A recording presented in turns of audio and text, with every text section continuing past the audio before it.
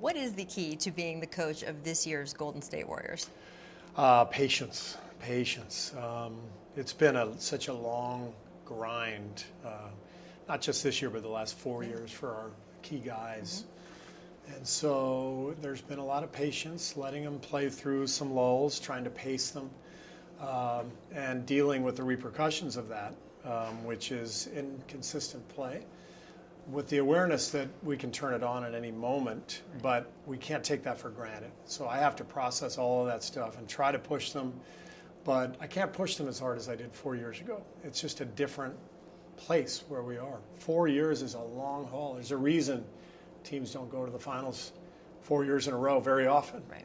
It's difficult. Have there been different things that you've tried? I mean, we know in the middle of the season we saw you letting them coach themselves. Are you out of gimmicks? Do you have more? Yeah. No, my bag of tricks wasn't that deep. But it's more than anything, it's just an awareness and a communication with the guys constantly. I go to my veteran guys, Draymond and Steph and Andre. Should we practice tomorrow or not? Should we have a shoot around or not? You guys tell me. Sometimes they might say, no, we need to rest. Sometimes they say, yes, we need to lock in. So I listen to them, and we collaborate in terms of coaching the team. It's really a collaborative effort. Do you feel that it's more similar or different than when you were on the Bulls and going through this yourself? I think it's similar. Phil used to rely on Michael and Scotty quite a bit. It was a partnership with them, and so I learned quite a bit.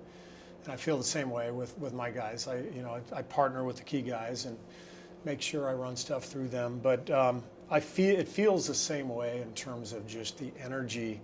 Year one of this journey that I've been on, I mean, the team was bouncing off the walls. They couldn't believe, oh my God, we're good. We might, win a playoff series. We might win 2 playoff series. And then it was like, oh wow, we're good enough to win a championship. And but the first year it was like, man, let's go. This year, you're at the top of the mountain. Everybody's trying to knock you off. It's a different vibe. It's a different feel.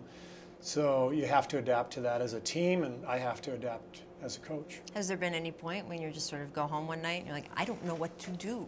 Many times. Okay. Many times. Even during the first quarter, second quarter of the Houston game, there were times it was like, I just don't know. I don't know if I can reach them. But then they quickly remind you, oh my God, these guys are devastating. And all it takes is a couple of possessions and they can get things going. So we got to weather those storms. We're just not as consistent as we've been in the past.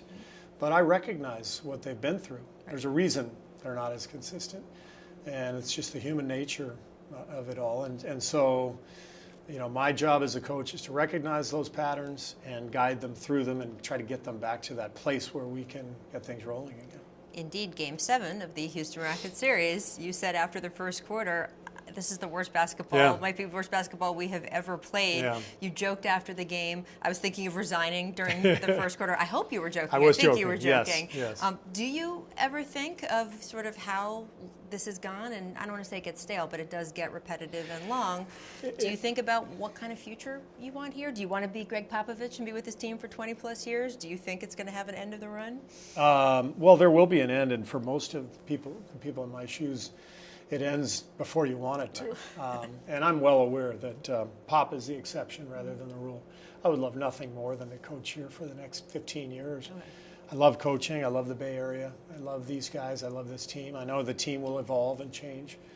But I love what I do. So I want to do it for a long time. But, we're lucky. We have great ownership, great management. We have this wonderful synergy. So I don't think I'm going anywhere anytime soon. I'm only asking because there's a sense of fatigue sometimes with players, and I didn't know if you feel that sometimes too. No. I mean there is fatigue involved with coaching, but I love what I do.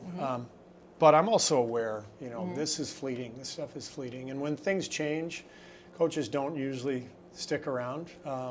But who knows? We'll see how this all goes. But I love doing this. It's so much fun. I think the Kevin Durant situation is so interesting, just from an outsider perspective. It seems like when he succeeds, there is the, hey, you're super talented and you're playing on a team with 3 other All-Stars. Of course, that's the expectation. We're not giving you any credit for that. Right.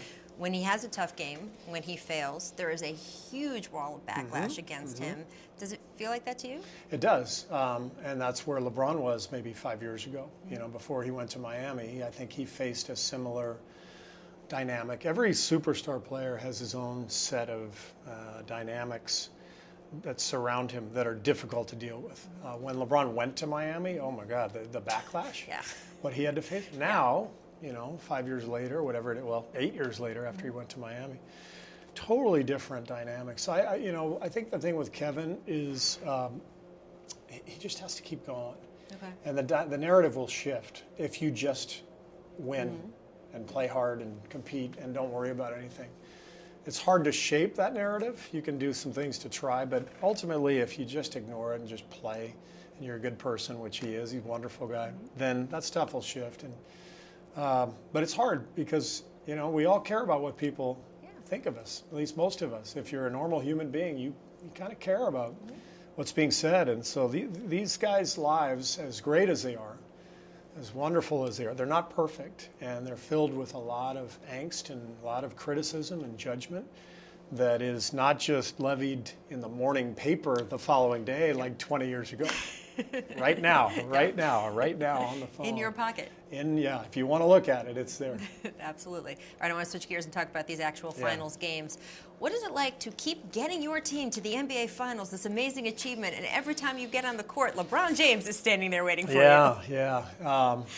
He might feel the same way, though, looking at us. But, it reminds me a little bit of back in the day, playing against Michael before I became a Chicago Bull. I was in Cleveland, and we got knocked out of the playoffs the year before I got there, the year after I left, and while I was there, we couldn't get past them because of Michael. And LeBron is having that same impact on so many teams in the East, and we have this great rivalry with Cleveland now. We've gotten them a couple times. They got us once.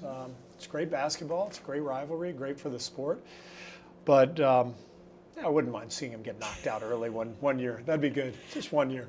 Brad Stevens was saying in the last series, just coaching against him is its own, such a set of problems. And even if you're very familiar with him and you've done it before, every game you go out there, it's a whole new thing, he was saying. It's true. When you coach against LeBron, there's a million things to account for. The impact he makes on the ball, off the ball, defensively. After timeouts, late game stuff, you're not exactly sure where he's going to be. He kind of plays a rover position. You kind of want to, draw up some plays that maybe you keep him here, to run a play there, and then you get out there and he's already over there, and it's like he's that good. Yeah. There's only a handful of players. Draymond is like that too. You want to go away from Draymond, but it's all part of it. When you coach against LeBron, you got to think of all that stuff. Andre Iguodala already out for Game 1. Yeah. This is the guy who was the Finals MVP not that long ago. How does it impact your team when he's not playing? Well, we miss him desperately. The Houston series showed that. The last 3 games of that series, last 4 actually, without him. We missed his leadership, his organization, and his defense, and so we'll miss him quite a bit. Hopefully we can get him back in the middle of the series, or maybe even in Game 2 if things went really well. We don't know yet. But we've got a lot of talent. We got a lot of versatility. You'll see a lot of people guarding LeBron. But when Andre comes back, we'll be that much better for it. This Warriors team, if you guys are able to win this title, 3 titles in 4 years, you have maybe the best historical perspective for me to ask you this question. Where will that put this team in sort of the pantheon of great teams in the NBA? If we win, you can ask me after the series. Deal. I will. Yeah. Nothing but 4. This is on tape. This is on tape. If we win, you can ask me, and I would answer that question then. Right now, the furthest thing from our mind is anything other than let's go win Game 1. All right, my last question, I asked you about your future, but how long in general, how long do you think this group can just keep going? Klay Thompson, it was reported recently, said he's willing to take a pay cut to stick around because he wants to win championships. How much do you see this going? There's 2 dynamics here. One is the health and production of our main 4 guys. Draymond, KD, Steph, Klay. They're all right in their primes right now. But we know that you get to a certain age, you start to fade. That changes everything. The other dynamic is the salary cap. And all 4 of them are worthy of max contracts. It's not possible to do that with the luxury tax, not only because of the price tag, but the punitive penalties for going into the tax over and over again. So it's hard to say how long it could last. We're going to try to keep it rolling for as long as we can, but these windows that exist these days, because of free agency, because of the rules. They don't stay open for long, so you want to take advantage of it while you can.